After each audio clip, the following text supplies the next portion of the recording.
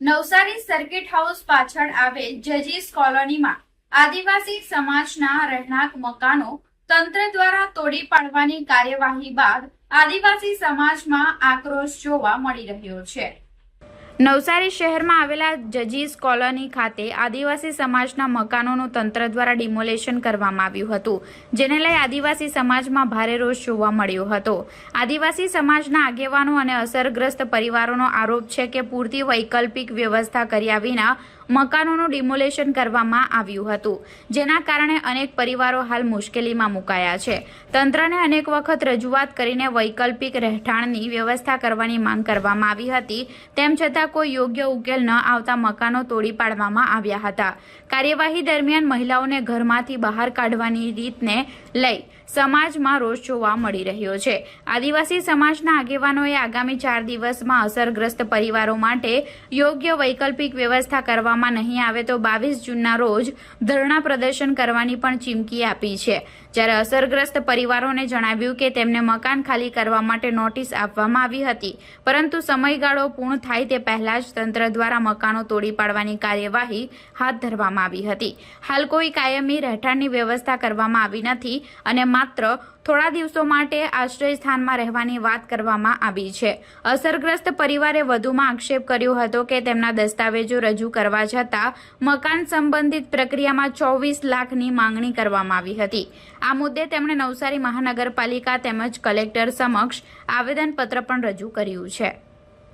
નૈનાબેન નગીનભાઈ રાઠોડ, તુલસીકુઈ સહયોગ સોસાયટી, એમાં અમારા 2 આદિવાસીના ઘર હતા।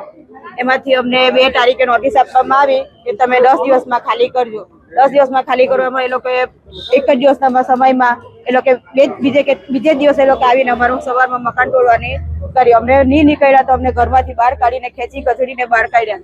અમને કોઈ જગ્યા એ લોકો આપી નથી, કોઈ વ્યવસ્થા કરી આપી નથી। બસ અમને ઘસડીને બહાર કાઢીને કહે કે તમને 15 દિવસ માટેનો અમે વ્યવસ્થા કરી આપે, બાકી પછી તમારે વ્યવસ્થા કરી લેવાની। અમને કોઈ વ્યવસ્થા કરી દીધી નથી ને આશ્રમમાં રહેવા કે આશ્રમમાં 15 દિવસ પછી રહીએ તો મેં કીધું સાહેબ 15 દિવસ પછી અમે ક્યાં જવાના? તો એ કહે કે તમારે વ્યવસ્થા કરવાની। અમને કોઈ એ લોકો કહે કે અમે કોઈ લખાણ કરી દઈએ એ તમારે જ વ્યવસ્થા કરવાની। 24 લાખ મારા પાસે પ્રાણ સાહેબે માંગણી કરી હતી। મેં આગળના જે મારા ડોક્યુમેન્ટ હતા એ બધા રજૂ કર્યા હતા, પણ એ લોકો એમ કે ડોક્યુમેન્ટ રજૂ કર્યા નથી, પણ એ લોકો મારા સામે આ ઘર માટેની 24 લાખની માંગણી કરી। તો મેં કીધું સાહેબ મારા પાસે 24 લાખ રૂપિયા હતા, તમે આજે અહીંયા થોડી હતા સાહેબ કે આજે અમારા ગરીબ માણસ પાસે તમે 24 લાખની માંગણી કરો છો? બસ આયોજન પત્ર અમે સાહેબને આપ્યું છે, એટલે અમને 4 દિવસમાં ટાઈમ આપવા કીધો છે લોકો, નહીં થશે તમે સોમવારે પાછું અમારા સમાજ અમારો રજૂઆત કરશે।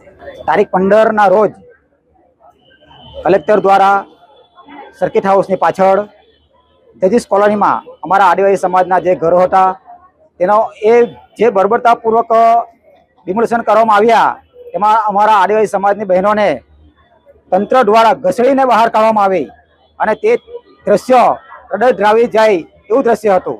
અમે તંત્રને અવારનવાર વિનંતી કરી કે તમે આમના માટે યોગ્ય વૈકલ્પિક વ્યવસ્થા કરો, અમે ઘર ખાલી કરવા માટે તૈયાર છે, પણ કોઈએ આજે અમારું સાંભળ્યું નહીં।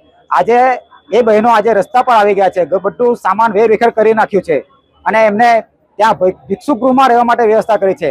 આજે આદિવાસી સમાજ, આ દેશનો મૂળ માલિક, આજે ભિખારીની પણ બત્રાહટમાં જીવવા માટે મજબૂર બન્યો છે। તો અમે તંત્રને વિનંતી કરે છે કે એમને આ દિન 4માં યોગ્ય વૈકલ્પિક વ્યવસ્થા નહીં કરી આપવામાં આવશે તો અમે આવતા સોમવારે 22 તારીખે ધરણા પ્રદર્શન કરી અમારા સમાજના હક અધિકાર માટે લડી લઈશું। આ અમારી તંત્રને ખુલ્લી ચેતવણી છે। જય આદિવાસી।